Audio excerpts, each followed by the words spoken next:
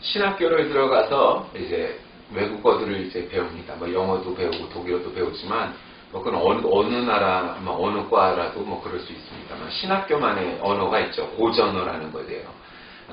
헬라어, 그러니까 그리스어, 히브리어, 이스라엘 말이죠. 그다음에 라틴어, 옛날에 그 로마의 시대 때 쓰던 말, 라틴어 이 세 가지를 배우는데 일반적으로 뭐 제일 쉬운 거는 이제 뭐 라틴어다. 그다음에 헬라어다. 그리고 히브리어가 제일 어렵다고 합니다. 왜냐하면 문자 자체가 라틴어나 헬라어는 우리가 흔히 쓰는 영어 알파벳하고 거의 비슷하거나 똑같습니다. 그런데 히브리 알파벳은 모양이 전혀 다르죠. 그리고 또 순서도 오른쪽서부터 써 내려갑니다. 그리고 자음만 쓰기도 하고 몸은 아래다 점으로 박습니다. 그러니까 어렵습니다. 그런데 유일하게 히브리어가 헬라어보다 쉬운 게 하나 있습니다. 그건 알파벳의 순서입니다. 읽는 거는 전혀 문제가 없지만 헬라어는 알파, 베타, 감마, 델타, 뭐 에타, 세타 하면 뭐 이렇게 아이오타 뭐 이런 식으로 나가는 순서를 지금 헷갈릴 수 있습니다. 저는. 그런데 히브리 알파벳은 말은 더 어렵지만 절대로 그 순서는 안 잊어버립니다. 왠지 아십니까? 여러분 예전에 영어 처음 배울 때 초등학교 뭐 시절이나 이럴 때 ABC를 어떻게 배웠죠? A, B, C, D, E, F, G 그러면서 영어로 배웠단 말이에요. 그러니까 노래로 배웠단 말이에요. 그러니까 뭐 영어를 잘하건 못하건 관계없이 어릴 적에도 ABC 알파벳송은 다 압니다. 그래서 그 순서는 다 알아요.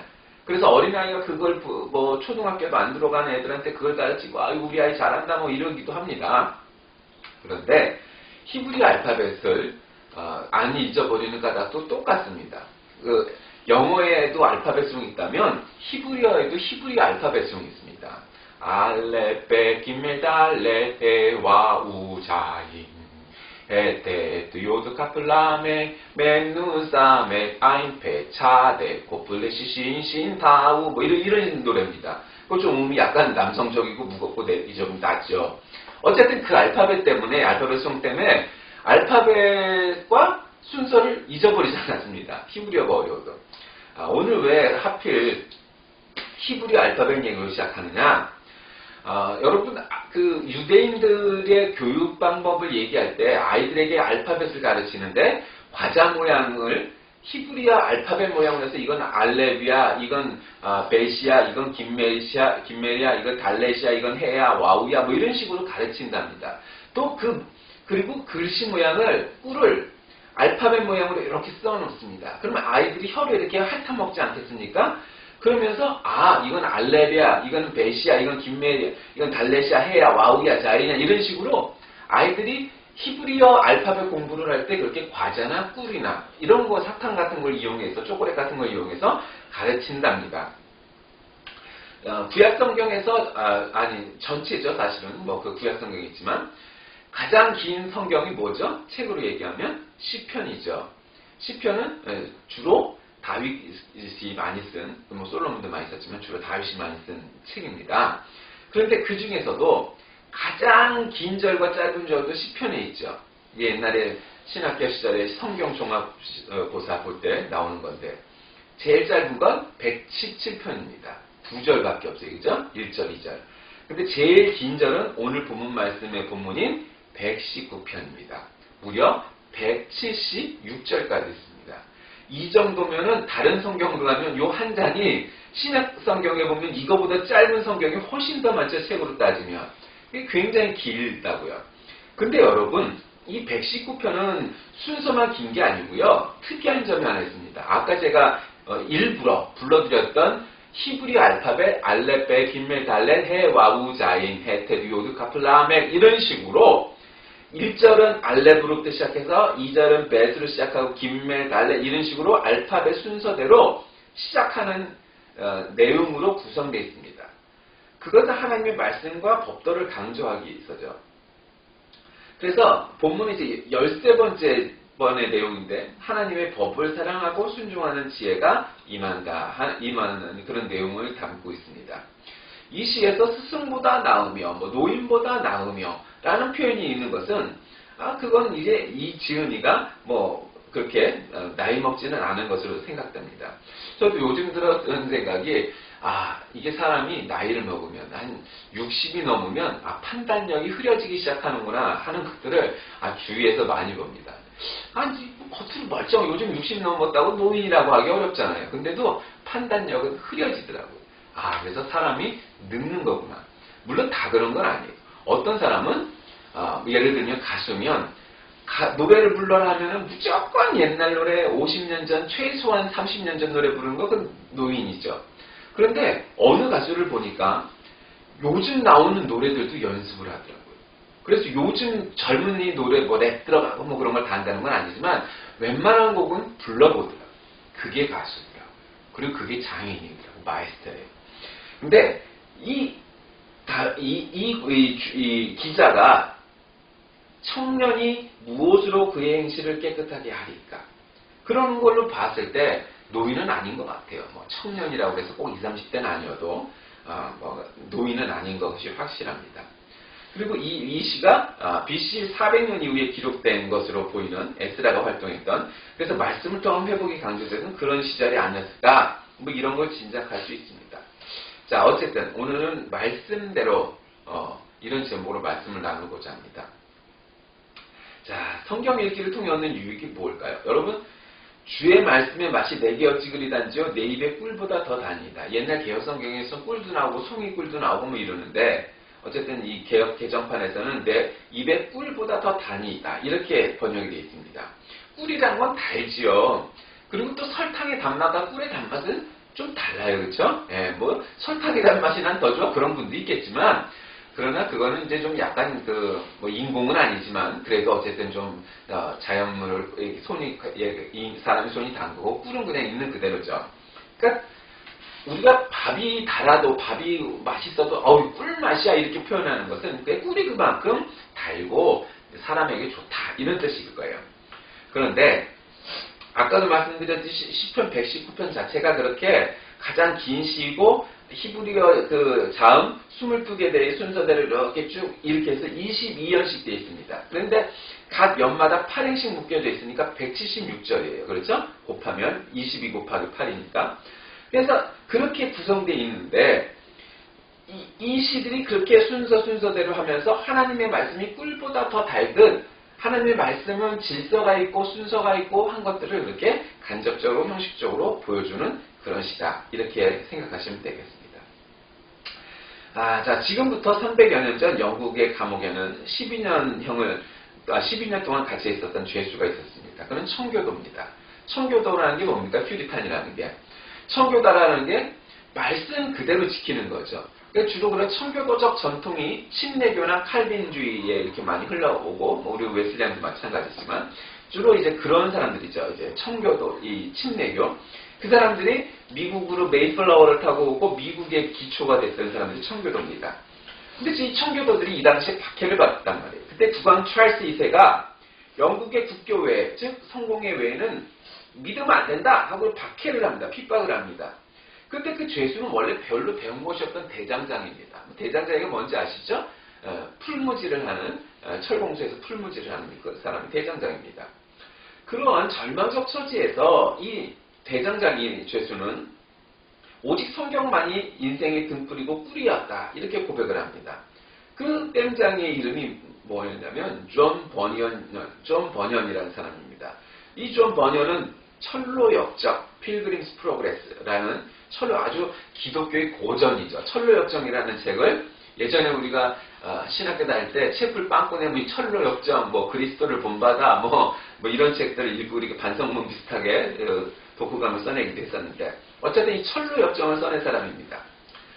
이 성경 읽기를 통해 얻는 70가지 유익이라는 책이 있는데, 영국의 성경학자였던 아더 핑크라는 사람이 쓴 책입니다. 성경에서 얻는 유익이 셀 수 없지만, 그는 70가지 유익을 뽑아냈는데, 거기서 이제 몇 가지만 뽑아냈습니다. 그거는 첫 번째로 자신이 죄인임을 알게 하는 것이고, 또 하나님의 진리에 순복하게 하고, 그리스도를 기쁘게 하려는 열망을 품게 하고, 세상을 초월하게 되고, 또 사랑을 개발하는 법을 배우게 된다. 이렇게, 지금은 70가지 중에 한 5가지만 뽑았지만, 그런 것들이 우리에게 얻는 유익이다. 이렇게 말을 했습니다. 자, 하나님의 말씀.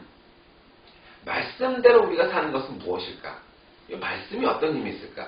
한번 생각해 봅시다. 자, 하나님의 감동으로 된 말씀을 읽어야 합니다. 말씀을 한 구절 한 구절 묵상하면서 주님께 한 걸음 나아가야 됩니다. 여러분, 기독교나 불교나 이슬람교나 공통점이 하나 있는데 그건 뭐냐면 다른 게 아니고 여러분 우리 판소리도 그렇고 여러분 이슬람교의 코란 혹은 꾸란을 읽는 소리도 그렇고 이렇게 비슷한 게 있죠. 우리나라 시조도 이렇게 곡조가 있잖아요. 하늘에 이렇게 하듯이 이렇게 시조를 읊는 것도 시조의 음율이 있다고요. 그러니까 판소리도 사실은 그런 거고. 그런 음율이 왜 있느냐? 옛날에는 글을 읽을 때 하늘 천 따지 거물 현눌화 이런 식으로 곡조가 있었다고. 성경도 그렇게 읽었어요. 그러니까 사실은 찬송의 노래의 기본은 글자를 음율을 넣어서 읽던 것에서 연유한다고 해도 무방합니다. 근데 불경도 우리가 마하바나 이런 식으로 이렇게 하죠. 꾸란도 마찬가지. 성경도 그랬었어요. 그러니까 우리가 그렇게 뭘 암송할 때 운율을 넣으면, 가락을 넣으면, 노래의 그런 멜로디를 넣으면 외우기가 좋다는 거죠. 근데 어쨌든 그렇게 성경을 한 구절 한 구절 묵상하면서 읽는 것은 마치 어린아이가 걸음마를 떼는 것과 같다 이런 말이 있습니다. 그런데 저는 물론 성경을 우리가 암송하고 이런 것도 중요하지만 통독을 하고 한 구절 한 구절이 그 말씀대로 사는, 그래서 아주 이렇게 자근자근 씹어먹는 말씀의 깊이를 아는 것이 더 중요하다고 저는 생각하는 사람이지만, 그러나 어렸을 적에 성경을 읽고 왜 우리가 주일마다 성경 한 절씩밖에 암송하고 그랬었잖아요. 그런 것도 필요합니다. 어떤 사람들의 간증에 따르면 그 사람들이 교회를 떠나고 믿음을 떠났다가 어느 날 갑자기 자기의 가슴 속에, 사실은 성령님이죠, 하나님께서 하나님의 말씀 한 구절을 딱 생각나게 해서 정신이 번쩍 나서 다시 교회로 또 주님께로 돌아온 사람들의 이야기가 굉장히 많습니다. 여러분, 이북에서도 김일성의 교시 이런 것들을 자꾸 세뇌시키고 노래를 불러 이렇게 만들어서 이렇게 보급하는 이유가 뭐예요? 그게 김일성화 하는 거죠. 예. 공산주의는 아니지만 김일성주의화 하는 거예요. 신앙도 성경 말씀 혹은 불경 말씀을 곡조를 넣어서 이렇게 읽으면은 더 잘 암송이 되는 거예요. 그러니까 암송하는 건 중요합니다. 그러나 성경을 우리가 이해한다는 게 한 번 읽고 조금 공부해서 알게 되는 것이 아니고, 성경이라는 건 지식으로 아는 것이 아니고 지혜로 아는 것이니까 예전에 몰랐던 내용을 오늘 또 들으면서 그 말씀에 그런 내용이 있었구나, 전에는 깨닫지도 못했는데 하는 새로운 지혜를 발견해내는 사람이 그게 진짜 신자고 그게 진짜 구도자입니다. 난 이 구절 성경 옛날에 10번 들었어. 그건 바보입니다. 그럼 10번 안 들어본 성경이 있겠어요? 유명한 성경 구절은 다 들어봤죠? 한 번도 아니고 10번 이상도?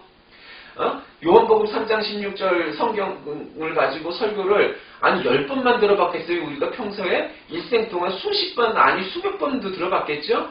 그런데 왜 그 성경을 혹은 그 설교를 듣겠습니까?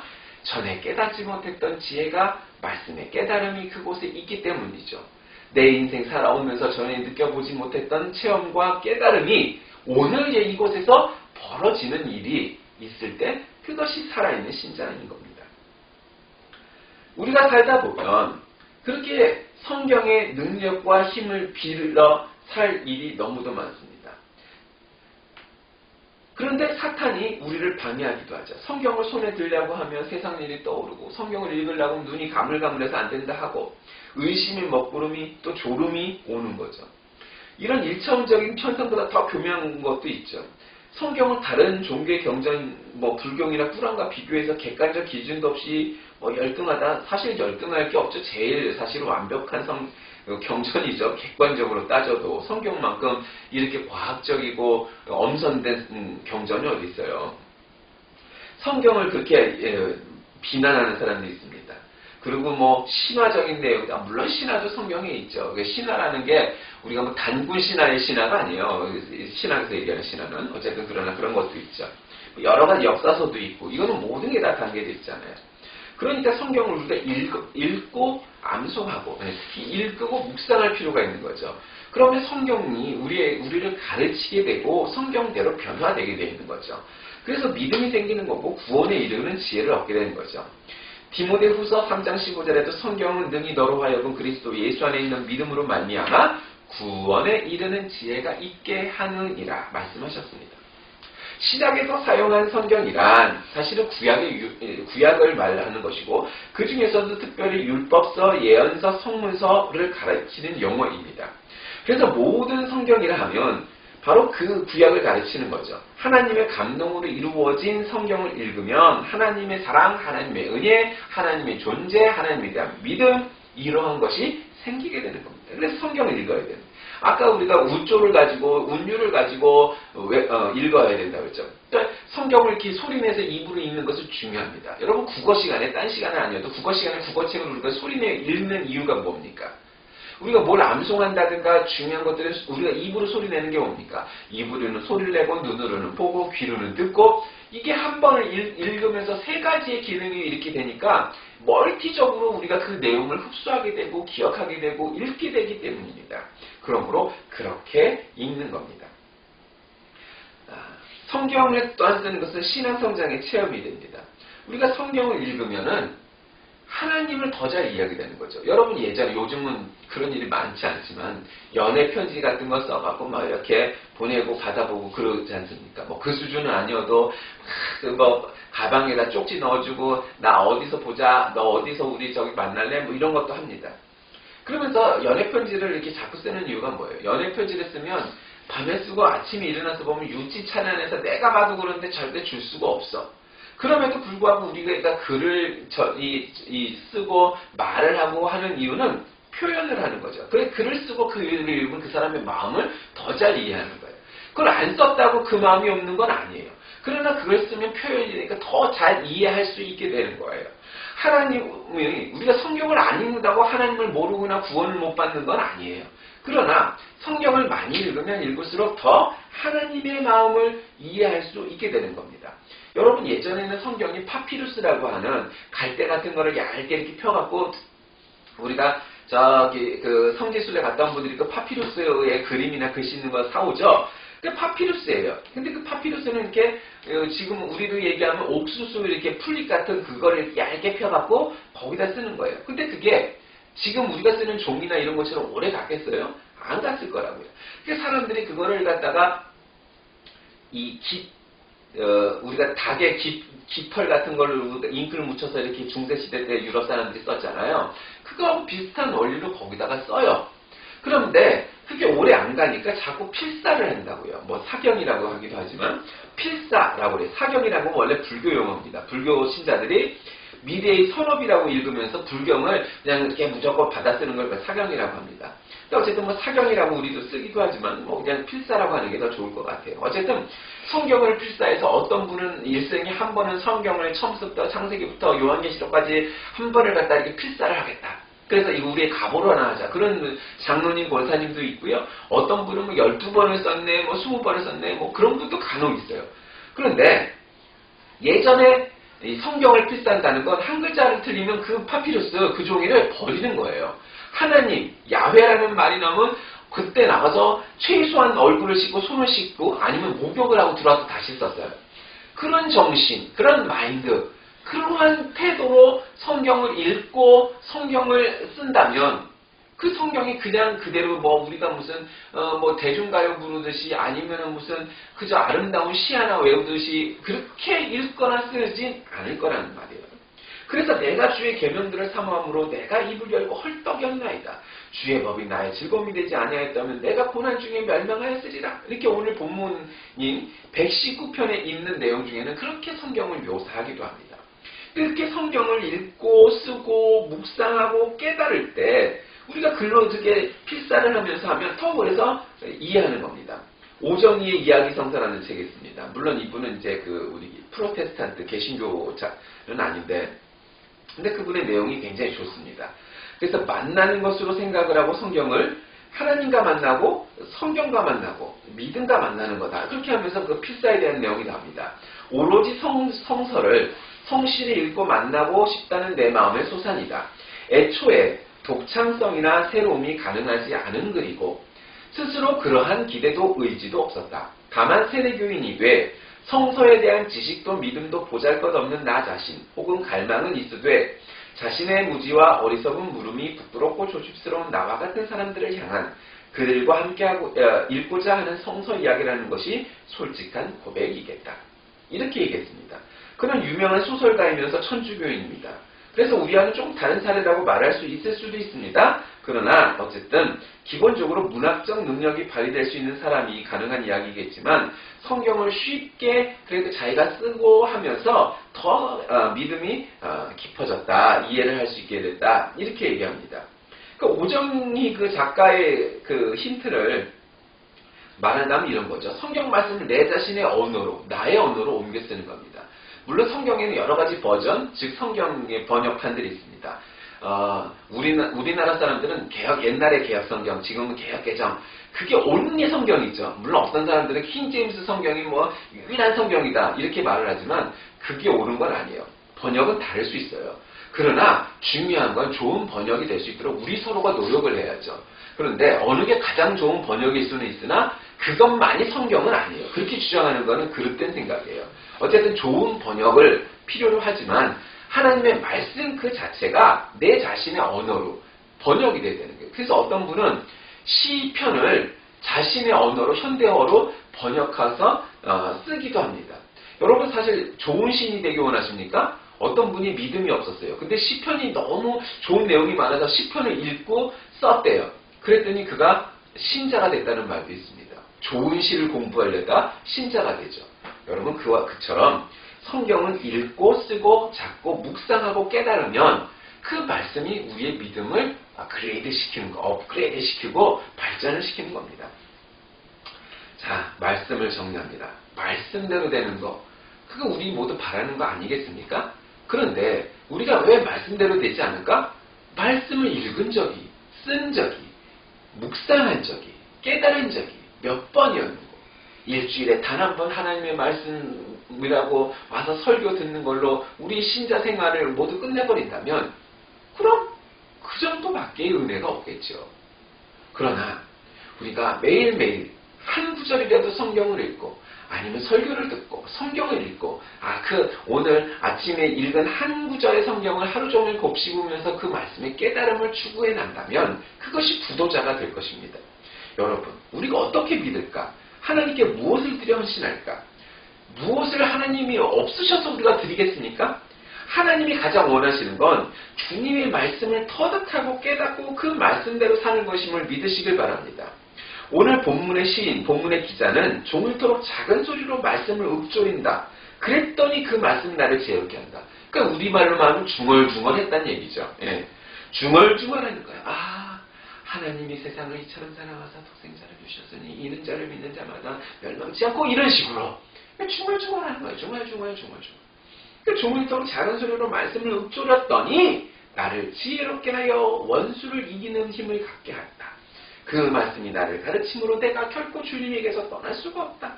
세상에 스승이나 노인보다 더 명철해져서 악한 길로 가지 않게 되었노라. 고백하는 것이 오늘 본문 말씀입니다. 진리의 말씀을 읽고 쓰고 옮기고 하는 이런 것들은 하나님이 원하시고 기뻐하시는 일입니다. 내 입이 드리는 자원제물이다. 이렇게 108절에도 말씀했습니다. 또 내 입에 낙헌제다 말씀했습니다. 낙헌제라는 건 제사의 종류고 화목제의 한 종류인데 자원하여 기쁘고 즐거운 마음으로 드리는 제사, 영어로는 프리윌 오퍼링입니다. 프리윌은 뭡니까? 자유의지죠. 오퍼링은 뭡니까? 봉헌, 드림, 헌금 이런 뜻이잖아요. 내가 자유의지로 하나님께 드리는 헌신, 헌금, 봉헌 뭐 이런 겁니다. 내가 자원하여 내 입으로 드리는 주님의 말씀보다 더 귀한 헌신이 없다는 것입니다. 무엇을 많이 헌금하고 무엇을 많이 봉사하기 전에 무엇보다 먼저 말씀 읽고 말씀대로 깨닫고 말씀대로 살고 그래서 말씀대로 사는 신자가 되어야 되겠다. 이러한 작정을 하는 오늘 하루가 되시길 주의 이름으로 간절히 기도합니다. 하나님 감사합니다. 말씀대로 이루어지는 우리 온 성도가 되길 원합니다. 우리의 일생이 말씀대로 이루어지고 성취되게 인도하여 주옵소서. 그 말씀을 읽고 깨닫고 쓰고 하여 그 말씀대로 이루어지는 우리의 믿음이 다 될 수 있도록 인도하여 주옵소서. 예수님의 이름으로 간절히 기도드립니다. 아멘.